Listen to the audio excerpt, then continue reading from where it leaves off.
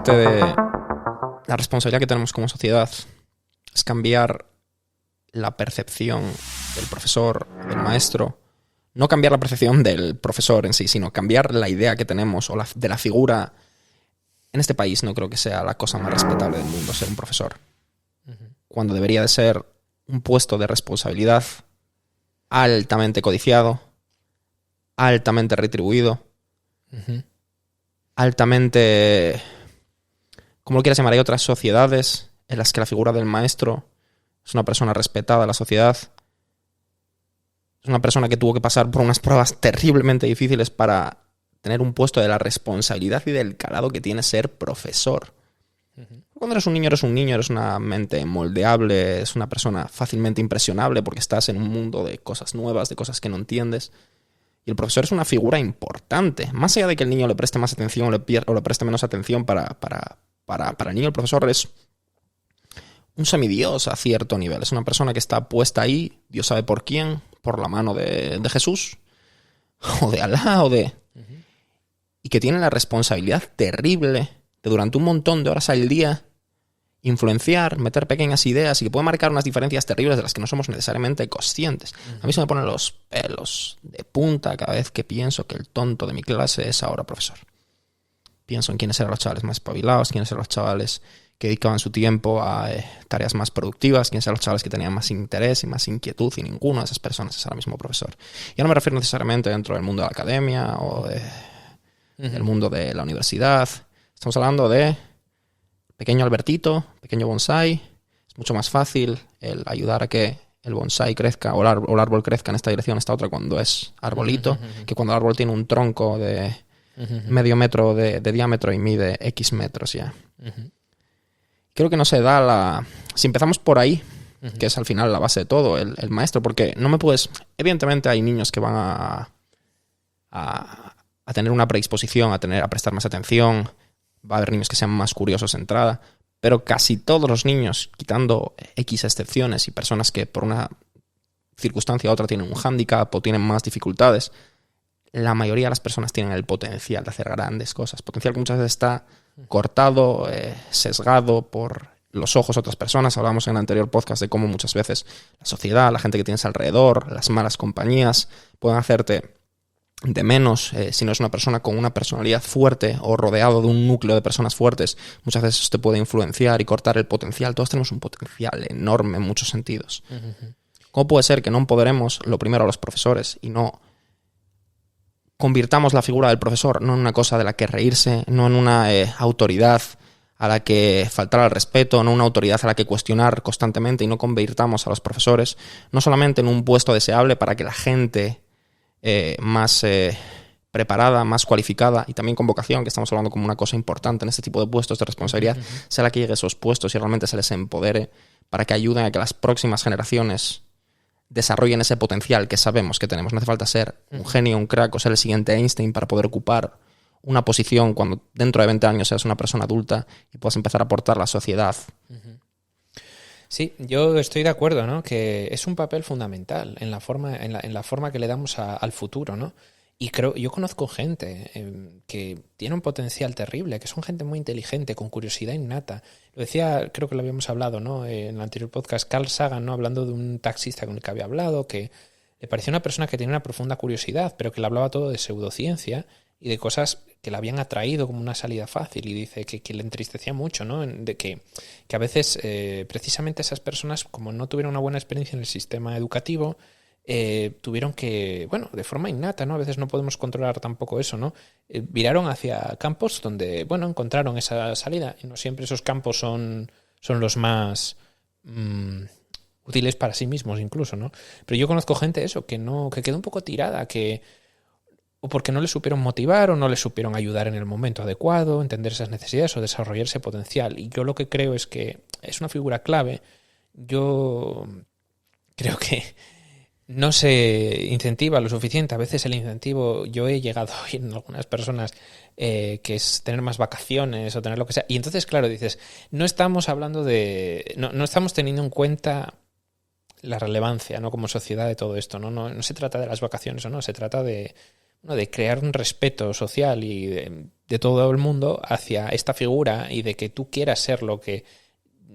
O sea, que también además creo que requiere que las personas que ya están ejerciendo de esto tengan una forma de exigírseles, ¿no? Que cumplan con unos estándares, hombre, que claro que lo habrá ya eso, ¿no? Pero que tienen que al final entender que hay gente que está muy frustrada. ¿Quién audita a los profesores? Auditar.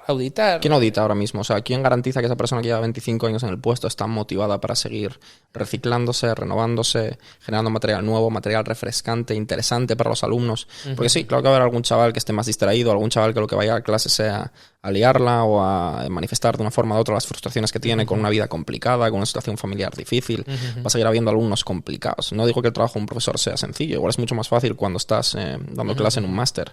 Y mucha de la gente que está ahí realmente tiene intención y algún rebelde hay todavía. Y tiene mucho que ver con esto que dices ahora del máster, ¿no? De la academia, ¿no? Del mundo universitario. Es como si hubiera unas jerarquías, un tema de prestigio que parece que no eres lo mismo, igual de bueno, si no estás aquí o estás allá.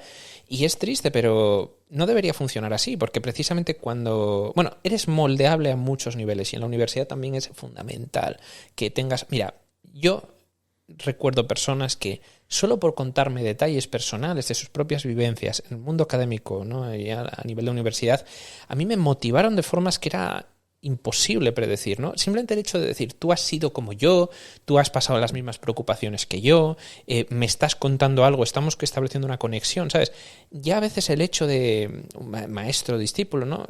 Creo que ayudaría a muchísima gente tener personas de ese perfil, ¿no? Mientras que yo me acuerdo de todos los profesores buenos que he tenido, me acuerdo del impacto que han tenido en mí y les agradezco un montón porque casi siempre me han empoderado y me han dicho confía en ti, confía, no sé, pues me acuerdo cuando me decían que, pues eso, que cuando yo escribía bien, escribía poesía, escribía no sé qué, pues me fomentaban, ¿no? Que lo siguiera haciendo y tal. Mientras que yo he tenido también profesores que yo qué sé, me acuerdo que hacía una lámina de dibujo muy bien y igual se fijaban en si estaba emborronada o no y se metía más contigo por eso, ¿sabes? Es que depende de...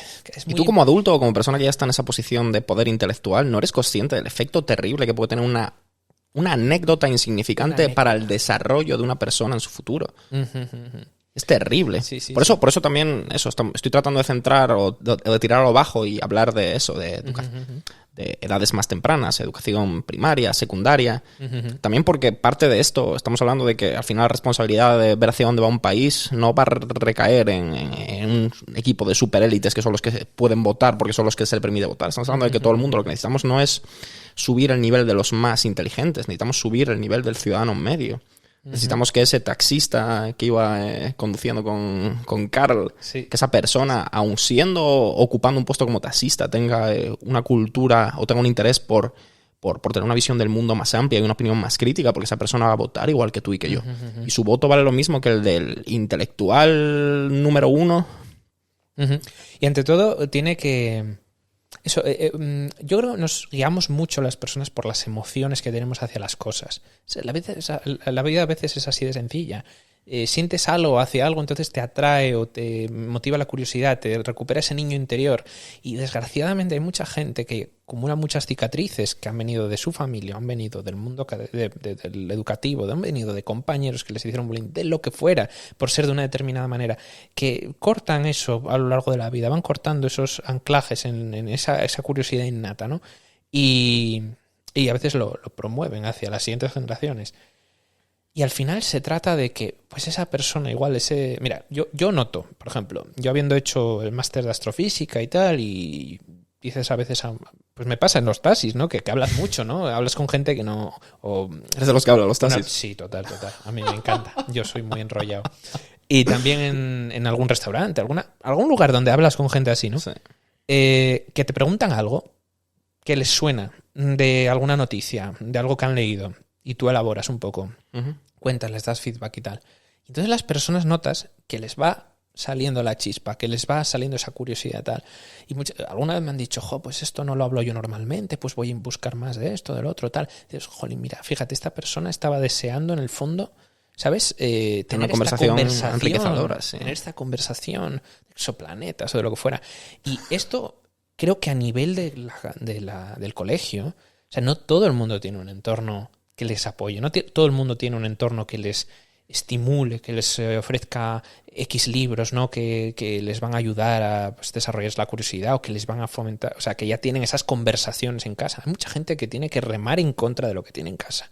Y esa es la labor de la escuela. Con alternativas mucho más fáciles. Sí, sí, o con falsos ídolos o falsos maestros. Sí. Cada vez hay más. Cada vez hay más. Pero a la vez también hay la posibilidad de encontrar eso en el mundo virtual. Un poquito, ¿no? Sí, claro. El poder subcontratar esa labor que podría tener la sociedad, que a veces te falla, poder encontrar tu camino conectando con otra gente que tiene... A veces no verdades quizás tan categóricas o verdades tan probadas o verdades tan socialmente aceptadas, pero no deja de ser experimentos, ideas nuevas, un flujo de ideas nuevas que, como todo en esta vida, una vez que estás entrenado a pasar por esas nuevas ideas, también vas aprendiendo a filtrar a través de tu propia experiencia qué funciona y qué no, qué tiene sentido y qué no.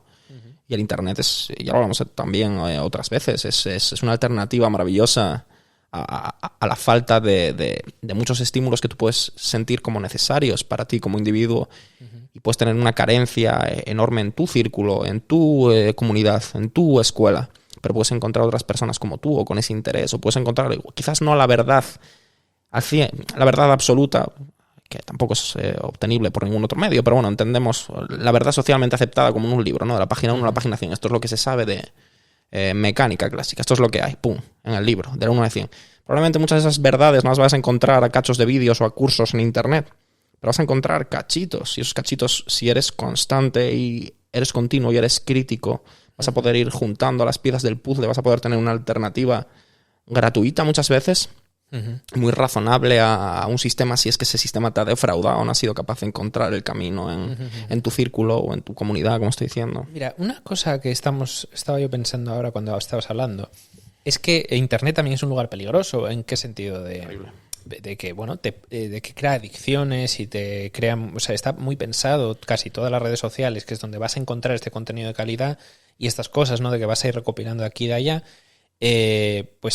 Muchas veces vas a encontrar cosas que, como hablábamos, te quieren vender, eres el producto.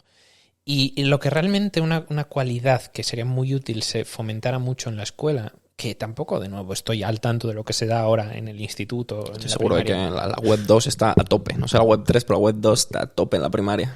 Pues no lo sé. Estoy seguro que todos los chavales tienen un iPad en la mesilla. No todos, pero sí, pero más claro, de los que pensamos. ¿Sabes utilizar el iPad para algo más que entrar en lo mismo que entrarías en un ordenador? El tema es enseñar y poner mucha incidencia en esto, porque tiene mucho que ver con lo de la individualidad, la independencia y tal. Enseñar cómo buscar y ser autodidacta. Enseñar a pescar. Enseñar a pescar en ese mar lleno de tiburones y de peces también muy ricos que comerse, pero también tiburones y también peligros. Tienes que pescar, tienes que ser un buen pescador. Y es una de las mayores cualidades. Y tiene mucho que ver con... Yo creo que a veces hay que centrarse menos, y la escuela debería centrarse un poco menos en acumular cierto tipo de conocimientos que no acaban calando en ti a largo plazo, y más bien en flexibilizar, adaptarse un poco, que eso requiere mucho trabajo y mucho esfuerzo, a los alumnos, a sus cualidades, a potenciar una persona segura, con confianza, con unas bases para saber filtrar la información y ser buen ciudadano. ¿Sabes? Pero menos conocimiento y más herramienta. ¿No crees que para el colegio, o para el colegio, vamos, para la educación más tradicional puede ser tirar piedras contra su propio tejado, el tratar de evolucionar hacia un sistema en el que tienen un rol más de guía y menos de maestro, en el sentido de enseñar a utilizar todas estas herramientas para ser capaces de que cada niño, de una forma o de otra, siga un currículum más personalizado y aprenda a conocerse a sí mismo, a entender mejor qué le gusta, qué no, qué puede, en qué es bueno, qué áreas son necesarias de desarrollar, porque igual no pudo desarrollar hasta ese punto en su vida. Te quiero decir, y más aquí en España, yo que sé, está extendida, o la mayoría de la gente estudia o pasa parte de su formación en instituciones públicas. Otros sitios en los que la educación está más privatizada, o gente que lleva la educación privada toda su vida. Y evidentemente un colegio no va a cambiar de un día para otro el modo en el que enseñas, y eso va en la dirección de tener menos supervisión directa de los profesores y más quizás tutelación. Lo que has dado en el clavo, yo creo, lo del tutelaje. Tutelaje, sí. Sí, o sea, sí que rompe con un esquema tradicional, pero a la vez y requiere una habilidad que es una cierta empatía, una conexión, una capacidad de de meterse en la vida de ese alumno y de aceptarlo siendo una persona muy diferente, ¿no? Porque lo más fácil dentro de una educación convencional sería tales personas pasan un corte, unas notas, un no sé qué, y otras personas no y tal. Que no deja de ser importante también, ¿no? Porque te tienes que obligar o estimular de algún modo a que la gente asimile esos conocimientos, porque es que no podemos imaginar un mundo ideal en el que no tiene base en la realidad, en los que todo el mundo quiere estudiar, habrá gente que fastidia a los de adelante y tal, y siempre los va a haber, y eso quema mucho a muchos profes, eso está claro. Pero yo creo que hay que aumentar en primer lugar los incentivos a los profes. O sea, yo creo que hay que pagar más, hay que crear buenas condiciones, un prestigio social, quitarnos todas esas tonterías y tal, de esas jerarquías y tal de profesores, y dices, no, pues no. Y también incluso permitirles investigar, porque creo que hay muchas personas que piensan que fuera de la academia y tal, o sea, no pueden investigar. Investigar me refiero a hacer ciencia o lo que sea, o en ciencias sociales o lo que sea. Y también fomentar un poco ese tipo de cosas, ¿no? Yo me acuerdo que Nacho, que nos dio clase, estaba vinculado al CIEMAT y a mí me parece muy interesante, ¿no? Que a nosotros nos enseñó gracias a eso también. Como era un ambiente de investigación muy temprano, los que hicimos con él, pues estuvimos ahí haciendo trabajo y tal. Uh-huh. Y bueno, conocías temas ¿cómo se dice? De sostenibilidad, de arquitectura bioclimática, que eran cosas vanguardistas, y cuando te impresiona mucho la primera vez que lo ves y te llena de orgullo sentir que, puedes hacer algo vinculado a algo que ya sabes que alguien hace. O sea, el crear también más, fomentar investigación a esos ámbitos y no vincularla solo a quizá la universidad podría ser interesante, porque te puede hacer sentir más realizado. Yo creo que Nacho fue el peor y el mejor profesor antes de la universidad que he tenido en mi vida. A mí me cae Digo el peor en el sentido de que es un choque grande, o puede ser un choque grande, una persona que tiene un método de enseñanza tan distanciado de lo habitual, de ir por el libro, y a la vez el mejor, porque la vida es así, la vida es tocar, la vida es hacer, la vida es que eso caiga por ahí, la vida no es que te pongan un 8, un 7, un 9, un 10, la vida es entender dónde estamos, a dónde vamos, y cómo mucha de esa... Nacho era un profesor de física, no sé si lo has mencionado o no, porque por lo menos la gente tenga el contexto de qué era lo que está hablando. El mismo libro que utilizábamos en clase con este hombre, es el libro con el que yo ventilé teóricamente 2 cursos de ingeniería después. Tal cual. Y la relatividad que aprendimos con él y un montón de física avanzada que nos la enseñó muy bien. Y no la física del libro, la conexión de esa física al mundo real. Yo recuerdo a ese hombre hablándonos de cómo la física se relaciona con la música. De cómo la física se relaciona... Sin más, simplemente el hecho de que las clases fueran tan tangibles, tan de experimentar, de tocar, de calcular, pero a través de tener, no simplemente de libreta. Hay niños que se pierden en la libreta. Es un montón de cuadros en los que la gente necesita ver, tocar, entender aplicaciones del mundo real antes de poder emocionarse con algo. Eran clases que me gustaban mucho porque, por un lado, la responsabilidad un poco de seguir ese temario de la PAU y tal, la tenías tú porque al final tenías que cumplir con eso y tal, ¿no? Pero eran clases de pensar, relajadas, porque eran de divagar un poquito sobre lo que dábamos, opinar, interactuar, o sea... Era una clase como... Muy flexible. Sí. Y aprendimos cosas, eso, ya te digo, física muy divertida y muy avanzada para ese nivel, que luego yo en la carrera ya tenía esas bases el primer año, lo cual me facilitó pues lo de la relatividad y tal, ya lo habíamos empezado a ver entonces ahí. Y que luego también te contaba eso de la música, lo del tema de la arquitectura bioclimática, nos llevaba a conferencias, a lo de... Esta semana que había, de conferencias. Me acuerdo. Sí. Y... Que choca. Y el punto que sea mejor, peor. El peor no es porque el hombre fuera el peor profesor. El peor es porque vienes tan mal acostumbrado, entre comillas, del sistema educativo en general y de lo que es ir por el libro. Y a mí déjame gilipolleces y pasa a la siguiente página. El mundo no es la página siguiente. El mundo es... Sí, yo creo que priorizó algo que va mucho más allá de las notas y de todo esto, que fue el que asimiláramos bien las cosas y también yo creo que nos divertimos en esa clase. Y luego yo mantuve más así relación con él en los años y tal. Y la verdad que es de esos profes entrañables que te impactan para bien.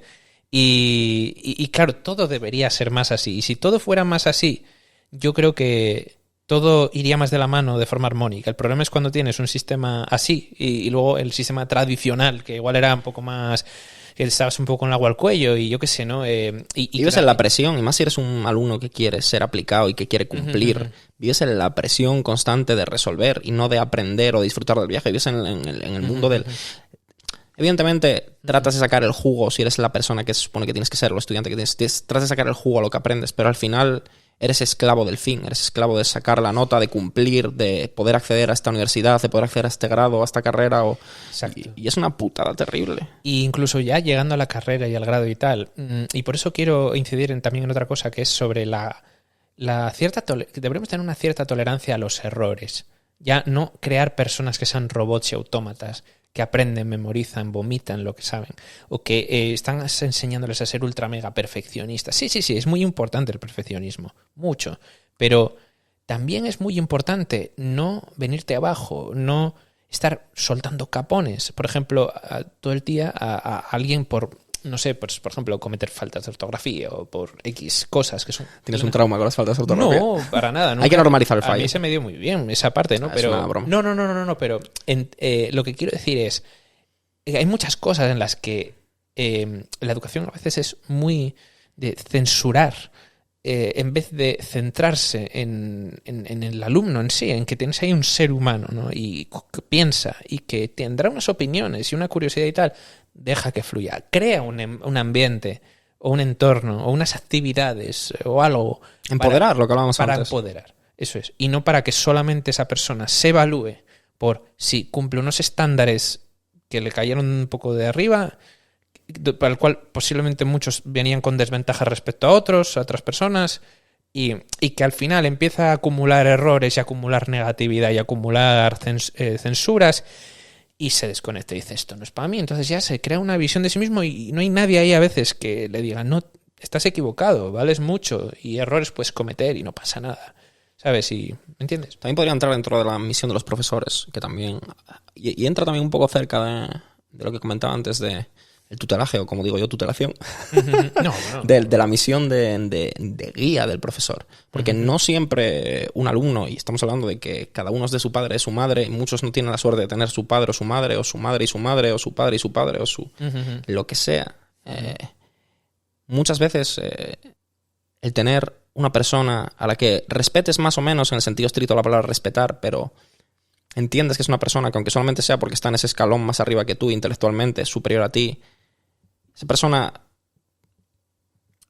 la escuches y la tomes más en serio o menos en serio, va a ser un referente de una forma o de otra. O por lo menos va a acabar calando porque tienes que aguantarla durante un montón de horas durante todo ese tiempo.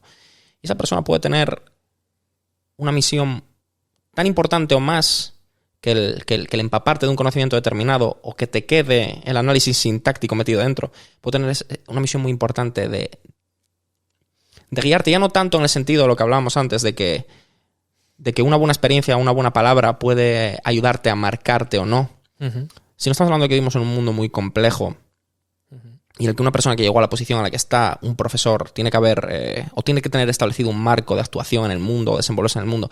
Muchas veces estamos tan centrados en la página y luego el mundo es una cosa tan distinta. El mundo es una cosa tan distinta y nadie te prepara para todo eso.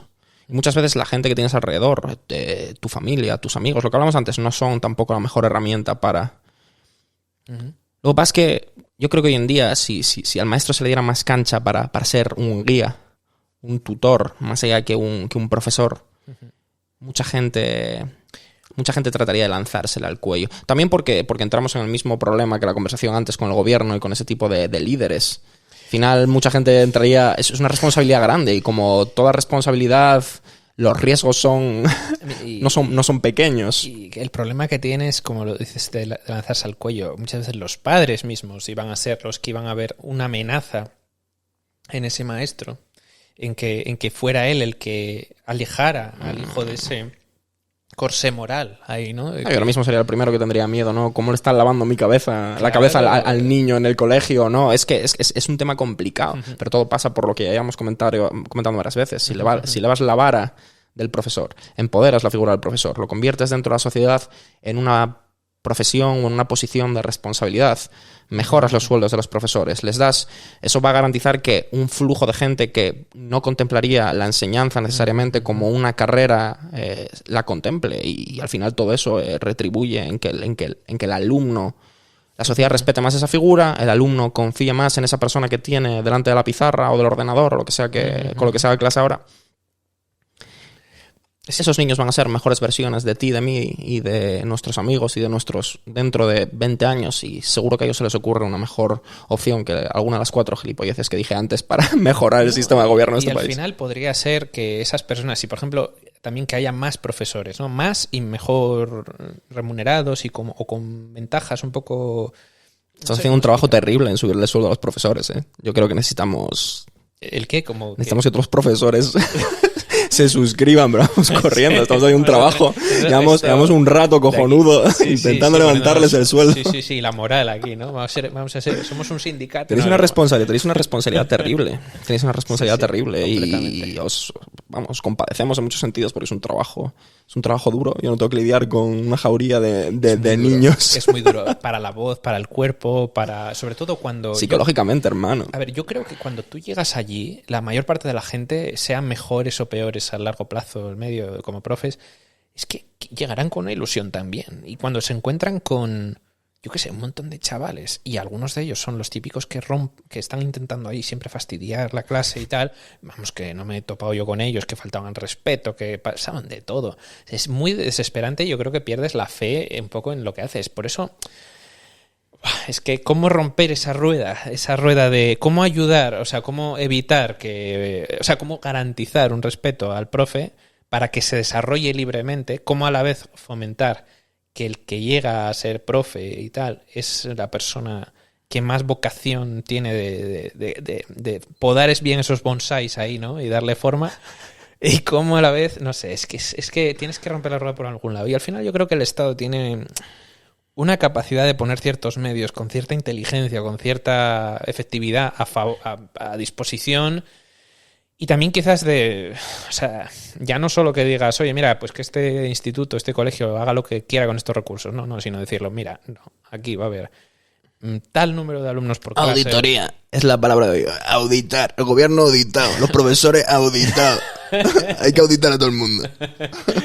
¿Y quiénes son los auditores? Ahí está, estamos otra vez en el mismo problema. Aquí lo que estamos haciendo es, vale, no sabemos resolver el problema del gobierno, vamos a resolver el problema de enseñanza. No sabemos resolver el problema de enseñanza, que alguien audite. ¿Quiénes auditan? A ver cómo resolvemos ahora el problema de los auditores. Una IA. Yo pensando en una inteligencia artificial toda la conversación. Sí. Lo que pasa es que, claro, cualquiera dice, si estamos como no sabemos gobernarnos entre Skynet. nosotros, que gobierne Skynet, que gobierne Siri, ¿sabes lo que te digo? No, pero